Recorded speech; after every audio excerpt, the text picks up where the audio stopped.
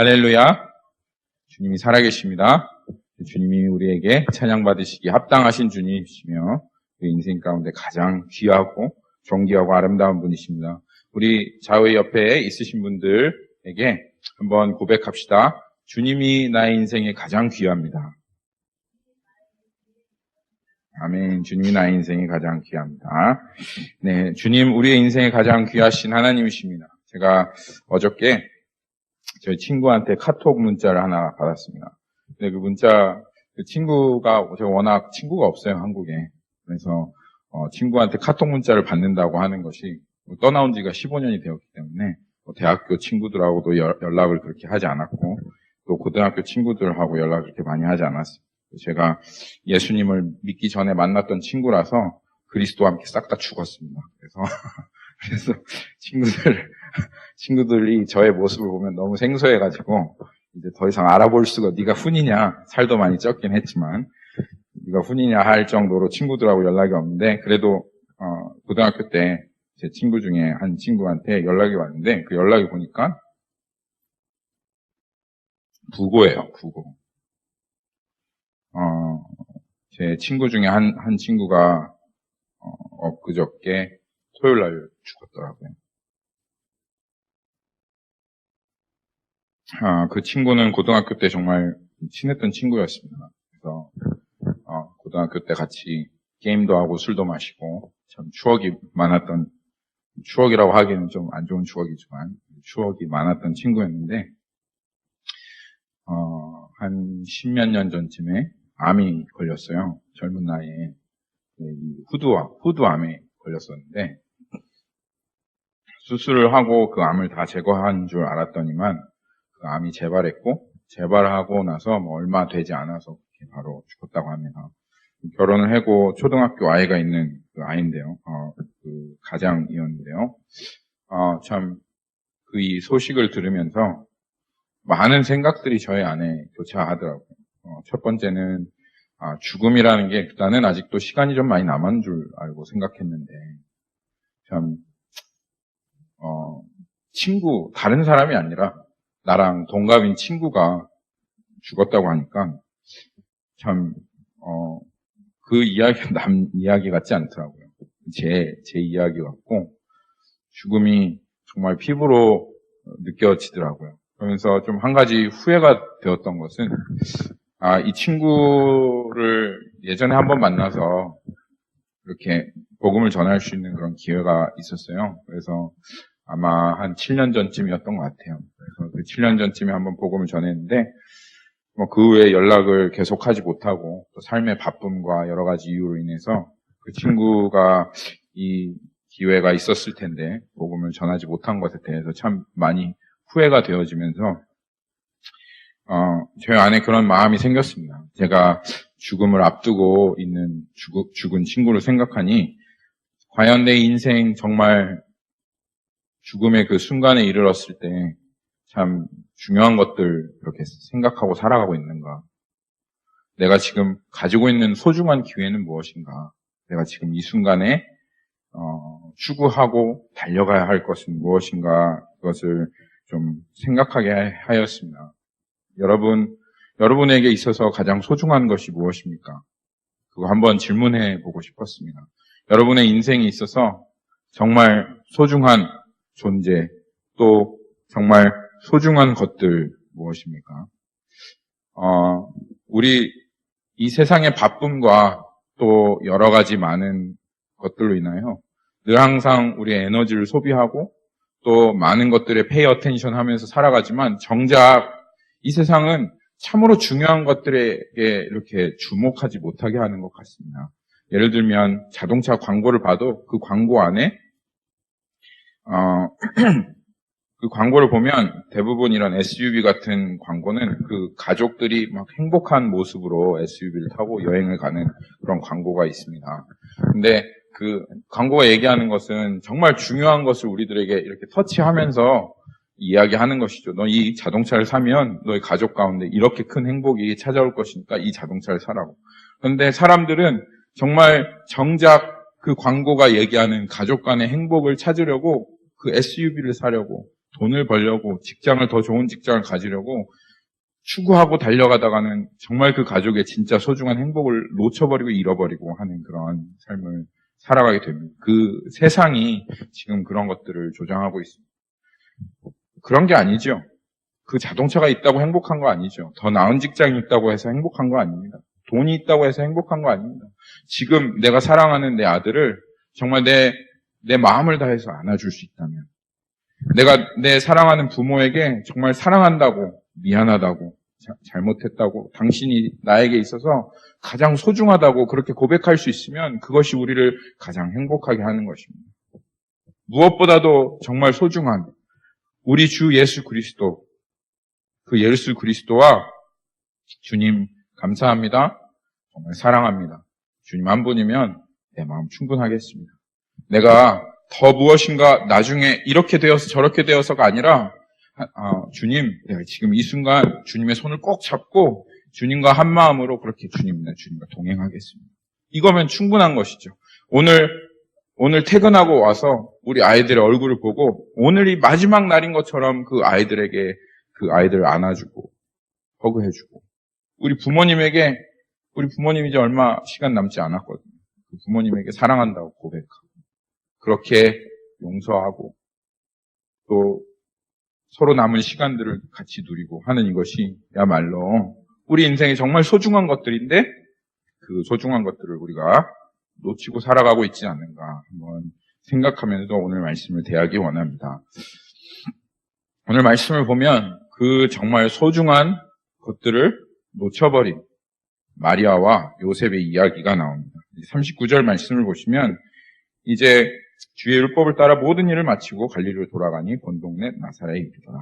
율법을 마치고 이 아기 예수가 해야 하는 모든 정결 예식과 할례와 이 모든 것들을 다 마치고 이제 갈릴리로 돌아가 본 동네 나사렛에 이르렀어요. 예수님께서 공생에, 그러니까 30살이나 33살이, 33살이 되기 시기 전에 어떻게 사셨는지는 이 성경에 그렇게 잘 나와 있지 않습니다. 딱 오늘 이 누가복음 한 구절에만 나와 있습니다. 그리고 모든 말씀은 대부분 예수님께서 33살 이후에 사셨던 그 공생의 삶을 나타내고 있고요. 그렇기 때문에 이 누가복음 2장 말씀은 이 너무너무 소중한 말씀입니다. 예수님께서 도대체 어떻게 사셨나, 무슨 생각을 하고 사셨는가를 그렇게 예수님의 유년기를 드러내는 그 말씀 중에 하나입니다. 근데 거기에 보니까 예수님은 어디에 사셨습니까? 나사렛에 돌아가서 사셨어요. 그래서 그 나사렛에 이르셨는데 40절에 보니까 아기가 자라며 강하여지고 지혜가 충만하며 하나님의 은혜가 그 위에 있다. 하나님께서 하나님의 은혜를 머물게 하셨고, 그리고 그 아이가 자랐고 강해졌습니다. 그래서 예수님께서 몇 살이 되셨나요? 누가복음 2장에 보니까 12살이 되었어요. 그래서 이제 예수님이 아기 예수가 아니라 소년 예수가 되신 것이죠. 그래서 소년 예수가 되셨는데 12살이라고 하였어요. 여러분, 12살이라고 한 나이는 어느 나이입니까? 유대인의 관습에 따르면 12살이라고 하는 나이는 소년기의 맨 마지막 나이입니다.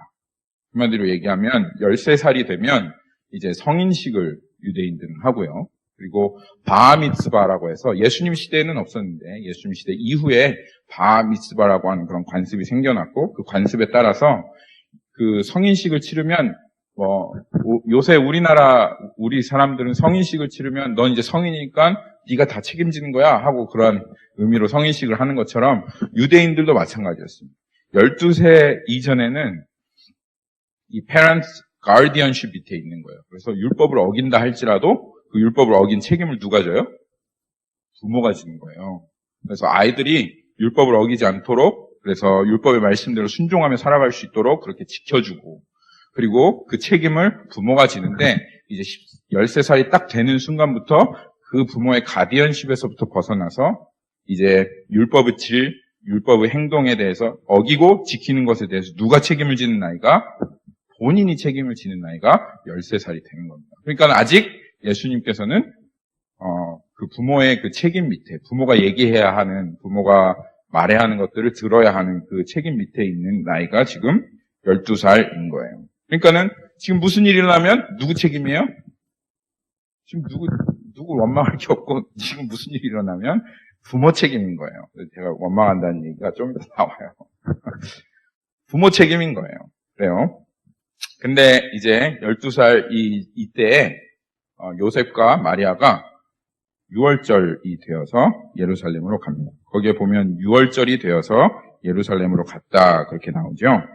근데 유월절이라고 하는 것은 이스라엘의 3대 명절 중에 하나입니다. 그래서 이때가 되면 사람들이 예루살렘으로 다 모여서 올라가게 되어 있습니다. 옛날에는 그 이스라엘 명절은 3대 명절은 전부 다 예루살렘으로 올라가게 되어 있는데 디아스포라라고 여러분 아시죠? 유대인들이 하나님께 범죄하여서 여러 나라에 퍼졌습니다. 그래서 그 나라에서 오기가 힘들기 때문에 가장 큰 명절 중에 딱 한 번만 올라오는 것으로 관습이 되었는데 그게 유월절이에요. 그러니까 유월절에 이 유대 땅으로 올라가는 사람들이 엄청나게 많았던 겁니다. 그리고 그냥 혼자서 올라가지 않았어요.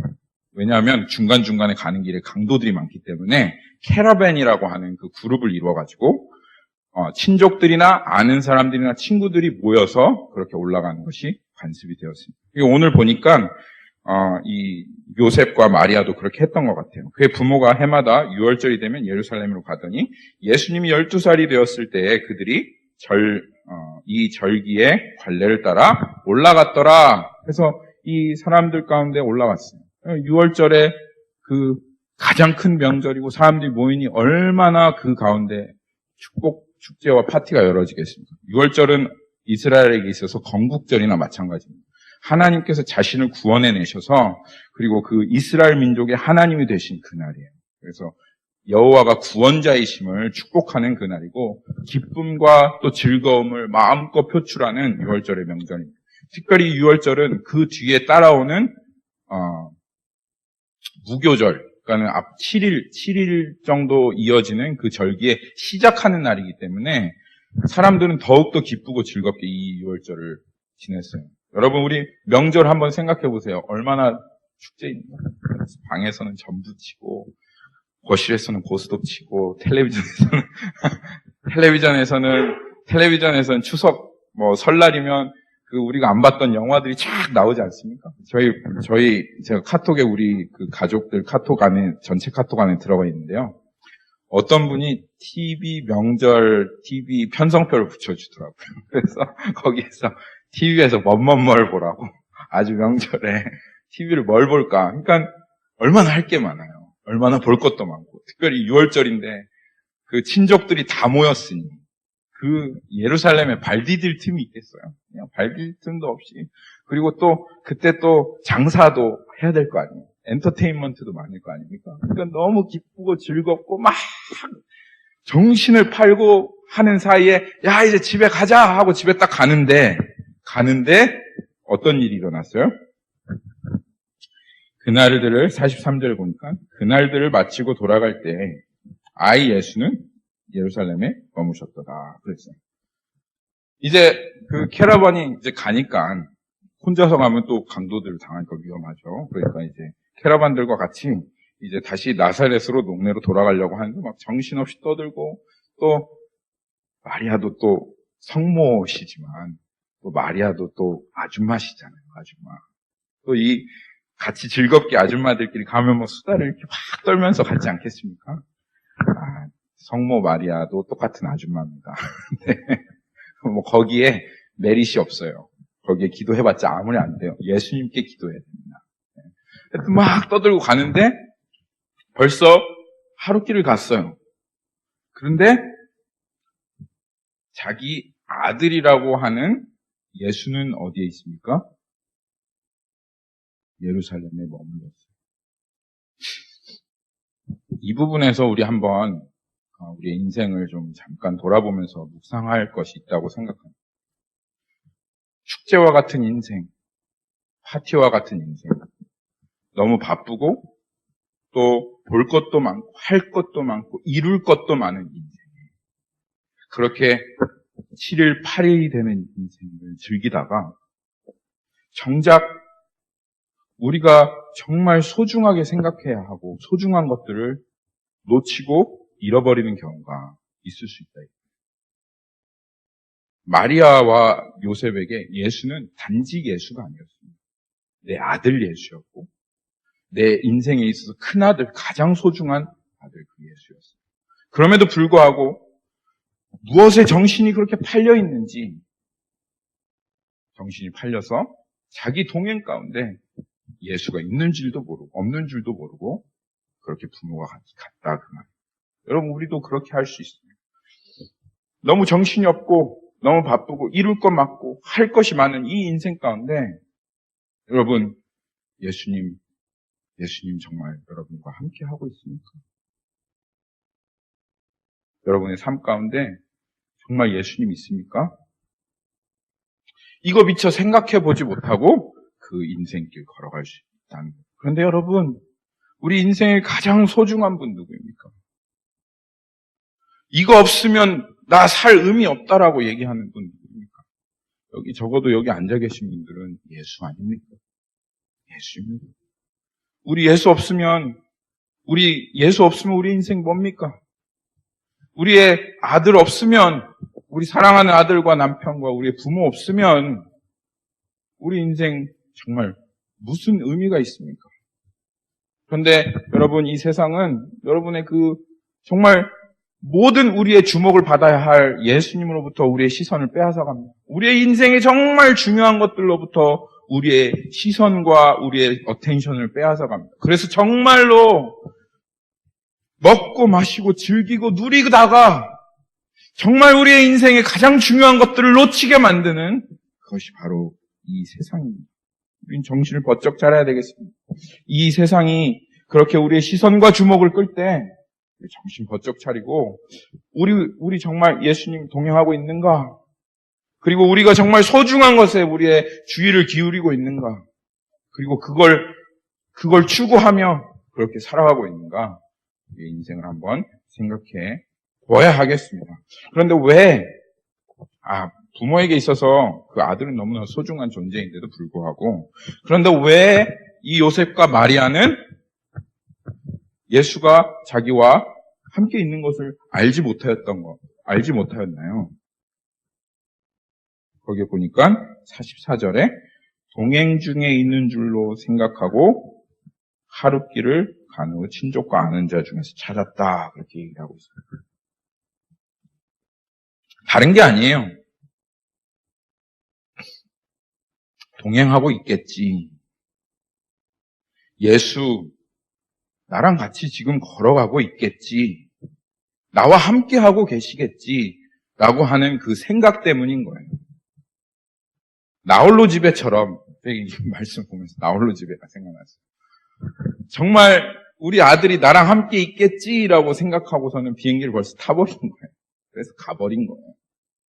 정말 예수가 나와 함께 하고 있는지, 함께 하고 있지 않은지도 체크해보지 못하고, 그렇게 너무 바쁘고 정신없게 살아갔던 인생인 것입니다. 여러분, 크리스찬들도 많이 이렇게 합니다. 의뢰 짐작하고 예수님께서 함께 하고 계신다고 하니까 나도 예수님과 함께 하고 있겠지. 나도 예수님과 동행하고 있겠지. 예수님이 나와 함께 계시겠지.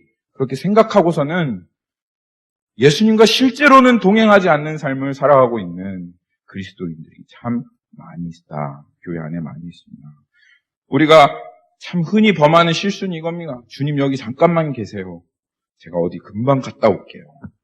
그렇지만 다시 예수님을 찾아오는 길은 너무나도 험난하고 어렵습니다. 예수님과 정말 동행하고 있는가, 동행하고 있지 않는가 우리 자신을 살펴야 됩니다. 예수님이랑 같이 동행하는 것이 무엇인가 이것을 알아야 합니다.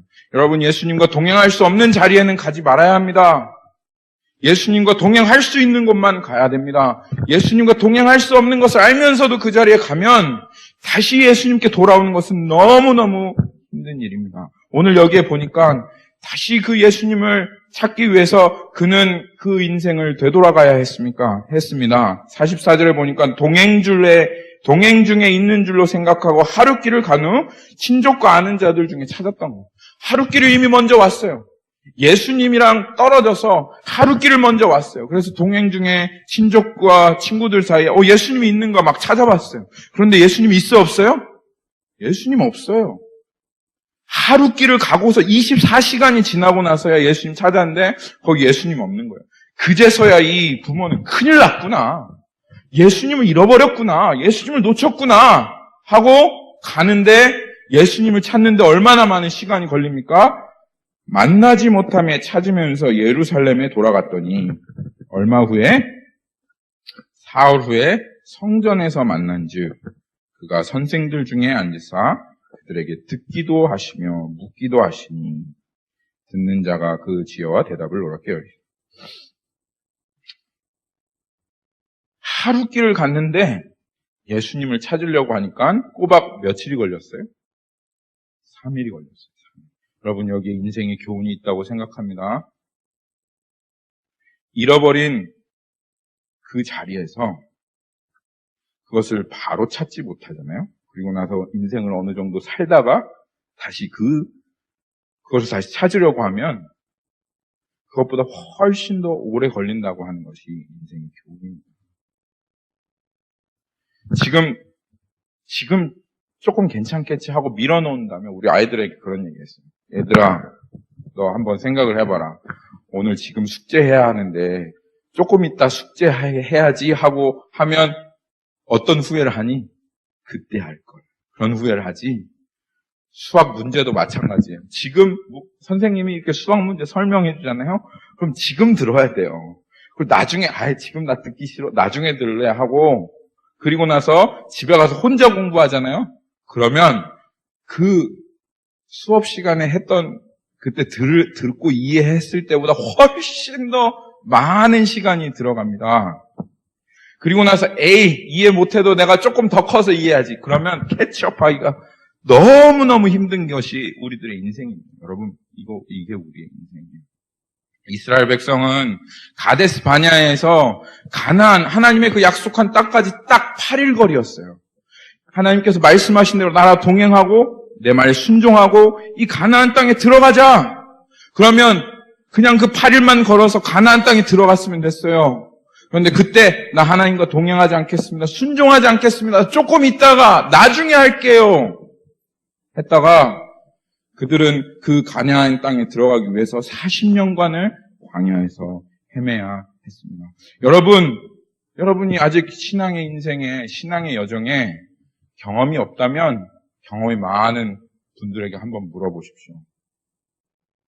예수님과 동행하지 않고 살아갔던 그 삶의 기간이 길면 길수록 그 예수님을 다시 만나는 그 자리로, 다시 찾는 그 자리로 돌아오는 그 시간이 더욱더 길어집니다. 그리고 처음부터 다시 돌아와야 돼요. 이 요셉과 마리아가 예루살렘으로 예루살렘에서 하루길을 갔지만 그 하루길을 갔던 것이 전부 다 무효가 되었어요. 왜냐하면 예수를 잃어버렸거든요. 그래서 그들은 다시 처음부터 예수를 잃어버린 그 자리에서부터 다시 시작해야 했어요. 그리고 그 자리에 돌아오는 데까지 3일 길을 허비했습니다. 그런 것과 같아요. 우리의 인생은. 여러분이 예수님을 잃어버리고 그냥 그 자리를 걸어가면 다시 회복하면 되지.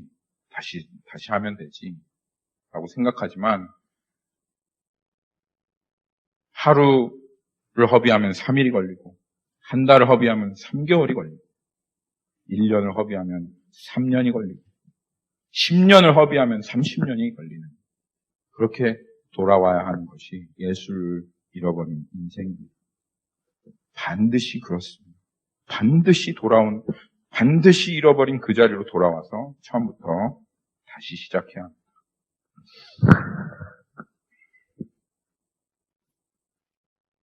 그리고 한 가지 여러분에게 말씀드리고 싶은 거는 이겁니다. 지금은 아니지만 나중에는 되겠지. 지금은 내가 가장 소중한 것보다도 그냥 내가 필요한 것, 내가 좋은 것, 내가 원하는 것 추구하며 살아도 어느 순간 내가 조금 더 나은 상황이 되어지고 내가 조금 더 성숙한 사람이 되어지고 내가 더 좋은 조건이 있을 때 그때 정말 내가 중요하다고 생각했던 그런 것들, 그리고 내가 정말 예수님을 그때 가서는 따라야지라고 생각하는 것은 여러분 참으로 어리석은 생각입니다. 정말 어리석은 생각입니다. 하나님께서 저에게 그것을 보여주셨습니다. 저희 어머니를 통해서. 저희 어머니 참 열심히 하십니다. 아들 목사 이름에 먹칠하지 않기 위해서 교회에서 서리집사, 집사 열심히 하시고 어떻게 해서든지 예수 믿어보려고. 우리 아들 목사인데 내가 예수 안 믿으면 어떡하나 해서 성경 공부하시고 목장 모임 하시고 예배 나가시고 본인이 공부하시고 어떻게 해서든지 예수 믿으려고 그 연세 드신 나이에 성경을 쓰시고 필사하시고 어떻게 하세요? 근데 우리 어머니가 하신 말씀 뭐냐면 안 믿어진다. 내 마음이 설득이 안 되고 그렇게 주님 알기를 원하고 믿기를 원하는데 안 믿어진다. 우리 외할머니 지금 누워 계십니다. 파킨슨씨 병이 걸려서. 이번에 제가 잠깐 한 주 동안 한국에 들어갔다 왔는데 저희 할머니가 누워있는 그 요양병을 보면 정말 그 병원 풍경이 너무 가슴이 아파요. 사람들이 전부 다 이 코에 단백질 주사를 입고 그냥 누워있어요. 죽지도 못하고 그렇다고 해서 산 것도 아니에요. 그 할아버지 할머니들이 병실을 가득하게 메우고 누워있어요. 너무 안타까워. 옆에서 내가 들을 수만 있다면 복음이라도 외쳐주고 싶더라고요. 근데 듣지도 못하고 아무것도 못하고 반응도 못하고 그냥 그렇게 몸이 뻣뻣하게 굳어진 채로 누워있는 사람들이 너무 많아요. 보면서 그런 생각 하나님 주시더라고. 나중에 언제 예수님 한번 정말 죽도록 사랑해보겠다는 거예요. 나중에 언제? 우리 외할머니 보는데 우리 외할머니도 할머니 제 사랑하는 손자니까 할머니 제발 교회 좀 나가셔야 돼요. 할머니 인생 얼마 남지 않으셨잖아요. 이제 파킨슨씨 병도 걸리셨는데 곧 있으면 몸도 굳어지고 딱딱해져서 아무것도 듣지 못하실 때가 올 텐데 할머니 마지막으로 예수님 믿고 다른 거 없잖아요. 천국 가셔야 돼요.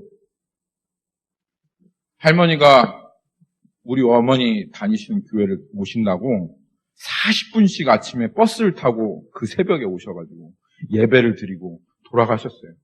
그런데 그 할머니가 맨 마지막 생생하게 기억하는 말이 있거든요. 할머니가 저한테 하신 말이에요. 순아, 믿어야 됩니다. 안 믿어진다.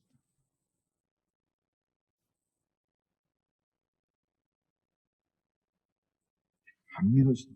누가 그렇답니까? 우리들에게 누가 그렇게 얘기합니까? 나중에 가면 더 잘 믿을 수 있다고. 나중에만 가면 더 예수님 사랑할 수 있다고. 지금은 밀어놓지만 나중에 어느 날 그때 가면 나 그때 예수님 영접하겠다고. 여러분 마음이 그렇게 되어질 줄 아십니까? 우리의 마음이 그렇게 되어질 줄 아십니까? 아니요. 마음은 더욱더 강팍해지고 그 마음을 되돌리기는 더욱더 어려워질 것입니다. 지금 밀어두면 나중에는 지금에 들어가는 것보다 더 3배 어려운 힘이 드는 것이 그게 신앙의 원리인 것을 모릅니까? 그래서 하나님께서 그렇게 말씀하십니다. 히브리서 한번 가볼까요?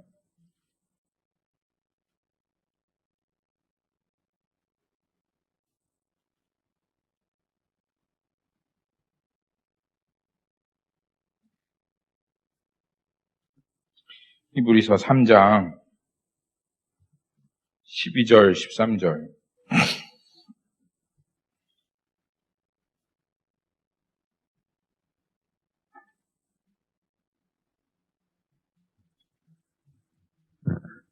여기에 보면 하나님께서 권면하신 게 있습니다. 형제들아, 너희는 삼가 혹 너희 중에 믿지 아니하는 악한 마음을 품고 살아계신 하나님께에게서 떨어질까도 조심하라. 서로를 경계하라. 권면하라. 떨어지면 안 돼. 여기에서 하나님에게서 떨어지면 안 돼. 하고 권면하라는 거예요. 그래서 조심할 것이요. 13절에 오직 오늘이라 일컫는 동안에 매일 피치하 권면하여 너희 중에 누구든지 죄의 유혹으로 완고하게 되지 않도록 하라. 다른 날이 아니다. 내일이 아니야. 멀리 가면 멀리 갈수록 돌아오기 어렵기 때문에 오늘이라고 하는 이 오늘에 서로 피차 권면하여 누구든지 제 유혹으로 살아계신 하나님으로부터 떨어지지 않도록 해라. 떨어지지 않도록 해라. 라고 하나님께서 그렇게 말씀하시는 겁니다. 여러분, 압니다. 그렇지만 이 세상의 유혹과 또 육신의 정욕은 강하고 때로는 우리의 삶에 분명히 그 길로 가면 예수님을 잃어버리는 것을 알면서도 정말 가장 소중한 것을 잃어버리는 것을 알면서도 예수님을 잃어버리는 경우가 있다라고 하는 것을 알고 있습니다. 그러면 여러분, 예수님을 어떻게 찾습니까? 예수님을 어떻게 찾을 수 있습니까? 여기에 보면 예수님을 어떻게 찾을 수 있는지 알 수 있습니다. 그런데 여러분 한번 여기 생각해 보십시오. 그 사흘이 어떻겠습니까? 부모의 마음 가운데 누가복음 다시 돌아와서 2장 46절에 보면 사흘 동안 찾았대요. 하룻길을 갔으니 하룻길을 돌아오면서 이 애가 어디 이 길 가운데 물론 예수님이시지만 그래도 지금 이 요셉과 마리아가 거의 예수님이신 걸 지금 너무 시간이 오래 지나가지고 잃어버린 것 같아요. 그러니까 걱정이 아주 그 마음 가운데 여러분 그 걱정하는 마음, 아이를 잃어버린 마음, 여러분 그 마음 아십니까? 아이를 잃어버렸어요. 그리고 그 옛날이에요. 경찰도 없어요. 한번 잃어버리면 끝인 거예요. 그렇죠? 그 옛날에 3일 동안 그 아이를 찾아 헤매는 요셉과 마리아의 그 마음을 아십니까? 애가 몇 살이에요? 12살이에요. 아직 자기 책임 아래 있어요. 뭐라고 할 수도 없는 그 나이인 거예요. 그렇죠? 그 3일 동안 그 아이를 헤매고 온 예루살렘을 다 뒤졌을 거 아니에요. 온 예루살렘을 다 뒤졌는데도 아이가 없는 그 부모의 마음을 여러분 모르실 거예요. 부모가 돼봐야지 알아요, 그 마음. 그렇게 찾다가 어디를 마지막으로 여기는 아니겠지, 여기에는 없겠지 하는 그곳을 갔는데 거기가 어디? 성전이에요. 거기가 성전. 하나님의 전, 하나님의 집. 그래서 거기에 딱 가니까 예수님이 그냥 태연하게 앉아가지고 저기 있는 그 율법 선생들이랑 대화를 막 나누고 있는 거예요. 근데 율법 선생님이 막 대화를 나누면 나눌수록 놀라요. 이 예수님에 대한 지식에 대해서 놀라고. 막 기가 막힌 거죠. 이 부모는 화가 이제 진짜 완전히 이빨이 난 거죠. 물론 찾아서 반가운 것도 있지만 애를 보면 화가 또 이게 나는 게 부모의 마음이에요. 그래서 48절에 부모가 보며 놀라며 그의 어머니는 이르되 아이야 어찌하여 우리에게 이렇게 하였느냐? 보라 내 아버지와 내가 근심하여 너를 찾았노라. 12살이니까 이렇게 말할 수가 없는 거예요. 요셉하고 마리아가 잘 챙겼어야 돼요. 아직 12살이면 페런트 가디언십 아래에 있는 사람이니까. 예수님 원망할 게 하나도 없어요. 근데 왜 예수님, 네가 왜 그렇게 했느냐 하고 물어보는 이거는 물론 예수님이 이제 뒤에 남은 것도 좀 잘못한 것도 있지만 예수님 잘못한 건 아니고 예수님께서 뭔가를 가르쳐 주시려고 한 거였죠. 근데 여기 49절에 보니까 예수께서 이르시되 어찌하여 나를 찾으셨나이까? 무슨 말이에요? 예수님께서 지금 뭘 얘기하시는 거예요? 당신들이 날 찾은 것은 잘못됐다. 이렇게 얘기하는 겁니까? 아니에요. 예수님이 이렇게 얘기하는 거예요. 내가 메시아인 줄 몰랐습니까? 만약 내가 없어졌다면 당신들 나를 어디에서 찾을 수 있겠습니까? 내가 어디 스테이 페어 가서 놀이기구를 타고 있겠습니까? 아니면 친구들이랑 구슬치기를 하고 있겠습니까? 당신 내가 메시아인 줄 몰라서 3일이나 나를 찾았습니까? 당연히 나는 교회에 있지요. 당연히 나는 하나님의 성전에 있지요.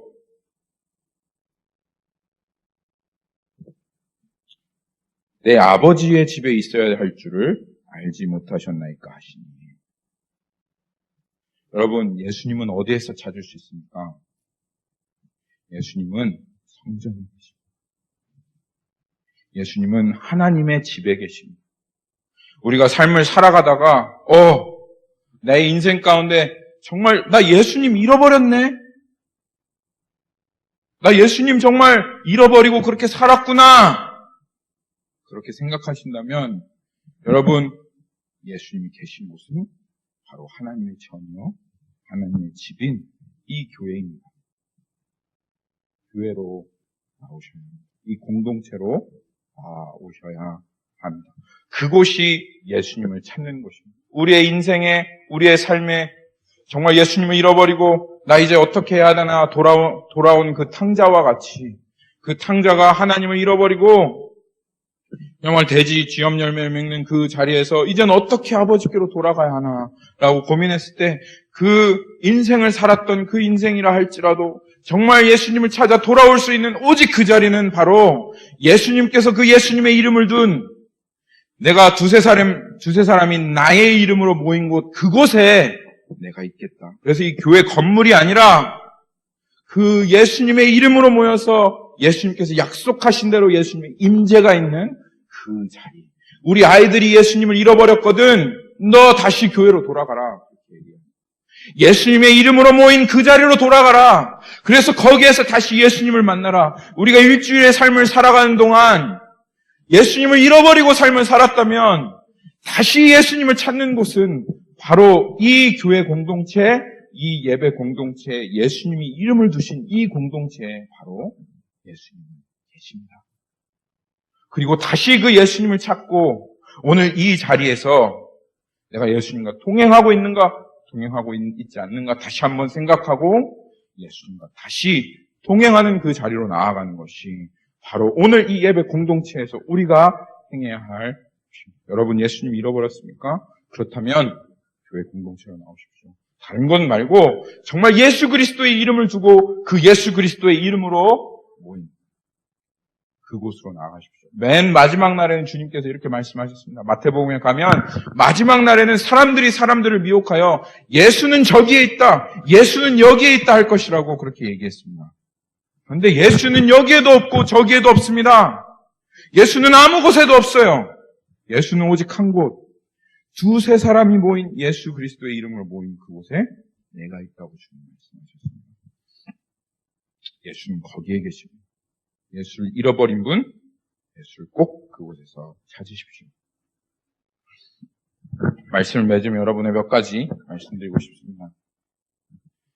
첫째로는 여러분 정말 인생에 정말 소중한 것이 무엇입니까? 6월절이라고 하는 이 축제에서 가장 소중한 자기 아들이 잃어버린, 그것도 메시아된 예수를 잃어버린 그 마리아와 요셉과 같은 삶을 우리는 살아가고 있지는 않습니까? 그렇다면 여러분 다시 여러분의 삶에서 가장 소중한 것, 하나님께서 여러분의 삶에 인생 주신 가장 귀한 것들을 추구하고 달려가십시오. 그리고 예수 그리스도, 그분이 나의 삶에 있어서 가장 소중한 것임을 믿고 그 예수 그리스도를 추구하고 지금 오늘이라고 하는 이때에 예수님께 달려오십시오. 그리고 여러분 사랑하는 아들 마음껏 사랑해 주시고 사랑하는 친구들 마음껏 사랑해 주시고 우리 교우들 마음껏 사랑하시고 마음속에 표현하지 못했던 그 사랑을 표현하시고 네가 나에게 있어서 가장 귀한 존재야. 그렇게 우리 부모님께, 우리 아버지께, 우리 형제 자매에게 꼭 그렇게 오늘이라고 하는 이 날에 그들을 더할 수 없이 오늘 사랑하십시오. 두 번째로 여러분 예수님 잃어버리셨습니까? 그러면 오늘 예수님께서 자기의 이름을 둔 교회 공동체에 여러분 나오셨어요. 이 자리에 예수님 계십니다. 오늘 예수님 만나시고 오늘 예수님과 동행하십시오. 그리고 주님으로부터 새 힘을 얻고 새 능력을 얻어서 주님과 동행하는 삶을 그렇게 살아가십시오. 그리고 여러분 잊지 마십시오. 어느 순간이라도 예수님을 잃어버리거든 여러분 그 공동체 안에서 예수님 찾으실 수 있다. 그래서 그 공동체에 나와서 예수님을 찾고 예수님을 만나고 그리고 또 주님과 동행하는 그런 삶을 살아가십시오. 그리고 마지막으로 여러분 여러분들이 그 두세 사람 중에 한 사람이 되어 주십시오. 예수님의 이름으로 모인 그 자리에 두세 사람이 필요하면 기꺼이 내가 가서 그 두세 사람이 되어 주십시오. 그래서 그 공동체가 예수 그리스도 이름으로 모인 두세 사람이 되어서 그 자리에 예수 그리스도가 오고 예수 그리스도를 잃어버린 그 사람이 그 공동체 안에 찾아와서 다시 그리스도를 만날 수 있도록 여러분이 그런 사람이 되어주시기를 예수님의 이름으로 당부하고 또 축복합니다. 시간 우리 같이 한번 기도하도록 하겠습니다.